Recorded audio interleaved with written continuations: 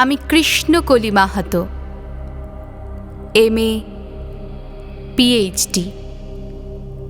আমার গা অমাবস্যা, আমার চুল মেষপালকের ফাল্গুন, আমার পেট সাঁওতাল পরগনা, আমার দুটো থাই, একটা বাঁকুড়া একটা পুরুলিয়া।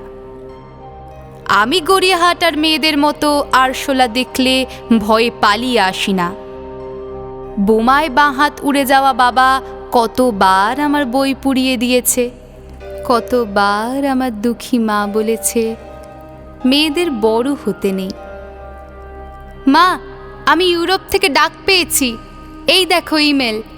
দলিত সম্মিলনে আমি পেপার পড়তে চলেছি। মা, আমি তোমার কৃষ্ণকলি মাহাতো, MA PhD। আমি যার কাছে PhD করতাম সেই প্রফেসর আমাকে রায়চকে নিয়ে যেতে চাইলেন। আমি বললাম, কেন, রায়চক কেন? উনি বললেন, রায়চকে না গেলে PhD পূর্ণ হয় না।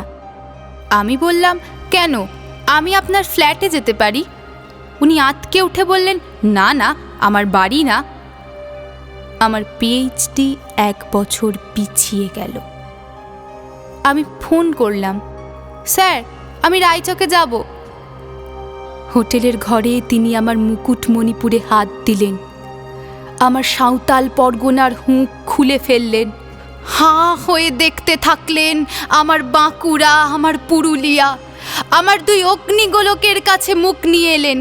তখনই চিৎকার, আগুন আগুন আগুন, আমি পারবো না। সেদিন আমার প্রফেসর আমাকে ফেলে পালিয়ে গেলেন। আমি কৃষ্ণকলি মাহাতো, MA PhD। কত কষ্ট করে, কত অপমান সহ্য করে, জঙ্গলে রাত জেগে বই পড়ে আমি এখানে এসেছি।